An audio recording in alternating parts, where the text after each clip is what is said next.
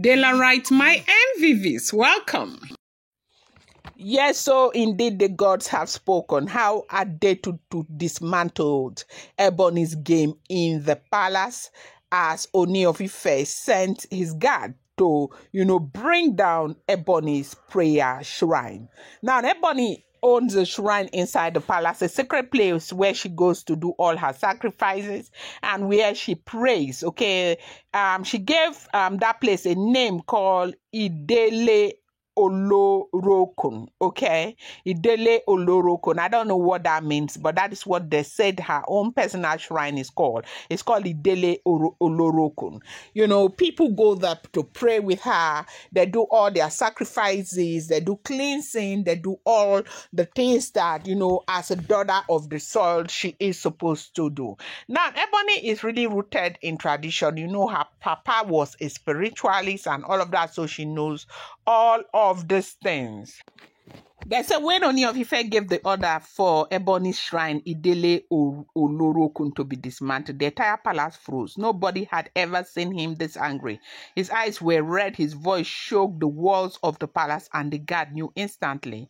This was not the kind of instruction you argue with. He was furious because he had just discovered the depth of the deceit, the lies Ebony had told him, over and over again. That shrine, Ìdílé Olórókun, was not just an, ordinary room. It had become, Ebony's pride, her stronghold inside the palace. People came there secretly, bowing before her, believing she carried divine power. She positioned herself as the one who could speak to the gods for others. She had turned that shrine into her weapon of influence, her place of authority, her, cover in the palace. And because of the immunity she once enjoyed as wife to Kabiyesi, nobody ever questioned her or tried to touch it. But the moment Adetutu revealed what truly happened, the day that Queen Naomi left the palace, Ooni of Ife felt a kind of betrayal that went, beyond marriage, politics. He realized Ebony had deliberately twisted the consultation of the gods. He remembered how he had been away in Lagos for a book launch that day. When he came back, instead of running after Queen Naomi, immediately he went into consultation as a Yoruba king should. He trusted the process. He trusted Ebony because she stood as the feminine energy the oracle required at the time. He never imagined that Ebony would twist the entire consultation for her own, selfish interest. She told him the gods had spoken against going after Queen Naomi. She told him the gods said Naomi was allowed to live and that she was never meant for him. Ooni of Ife believed it. He stayed back and for 9 months he kept silent, suppressing his pain while Queen Naomi stayed away from the palace. For 9 months, he endured loneliness, confusion, and anger, only to eventually discover that everything was built on, lie, and he just could not he couldn't take it. Like, he has been so betrayed. He felt so betrayed. Like, Kabiyesi feels like, oh my God, how could this be coming from somebody who professes love to me every day? This person acts as if they care so much about me. And, the thing has broken him so much. Like, so much. Like, for Kabiyesi to say they should dismantle that, a shrine, okay, you do know how painful this must have been to him. Welcome back to my channel. It's your girl Delight. I bring you fresh and spicy gist from the source. And still on the royals. How are you guys doing? I appreciate you so much. I love you. Show I do well, my people. If you're yet to subscribe, kindly go ahead and hit that subscribe button, and do not forget to turn on the notification bell, and do not forget to give this video a thumbs up. Happy weekends to you. I appreciate you. She basically, if the information is correct, she basically told Kabiyesi that the God has spoken against, going back, after Queen Naomi. She told him the God said Naomi was allowed to live and that she was never meant for him. Hey, wahala. Hi, God. I've never seen this kind of a thing, no.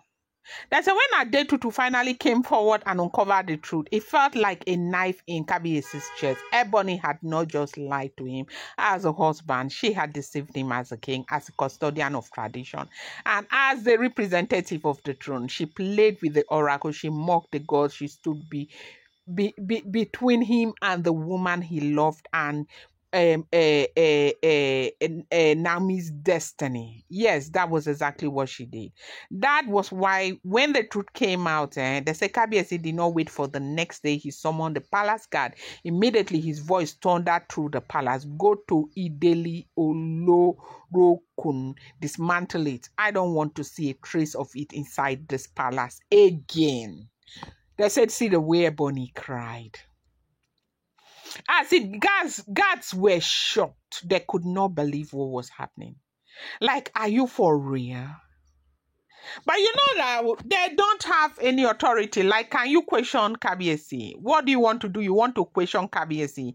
Do you have the audacity? Do you have the temerity to question Kabiesi? They had to go. They had to go and dismantle that place. Yes, they went and they dismantled it. They said inside Ìdílé Olórókun, it was filled with pots, carvings, white clothes, symbols. Ebony had arranged to give herself the image of authority. It was intimidating. Upon getting there, you feel very intimidated. Okay, it was spiritual. It was powerful looking, but the guard began to pull everything down. One by one, pots were shattered, clothes were torn off, wooden, carvings were smashed. The shrine that Ebony had built for years collapsed before her eyes, and Ebony, she was standing there in shock, trembling, tears running down her face. She begged, she pleaded, she cried, Kabiesi, please don't do this to me.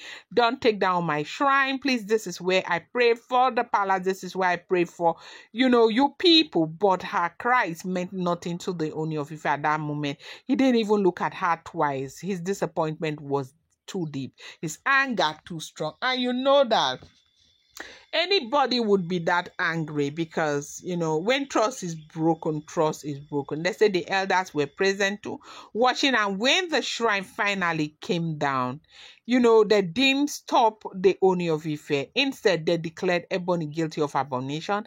They ruled that she must be fined, that she must pay for daring to manipulate the oracle, for daring to deceive the throne. They said it was a height of sacrilege for a wife of that magnitude to do something like that. Ebony could not stand the humiliation. She had built her entire influence inside the palace on that shrine. People used to bow when she entered Ìdílé Olórókun.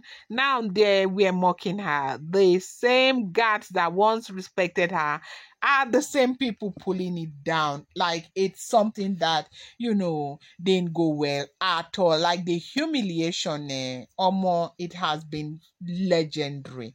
I'm going to bring you more updates. Do not forget that these are all alleged, rumored, unverified information making the rounds on social media and should not be seen as fact.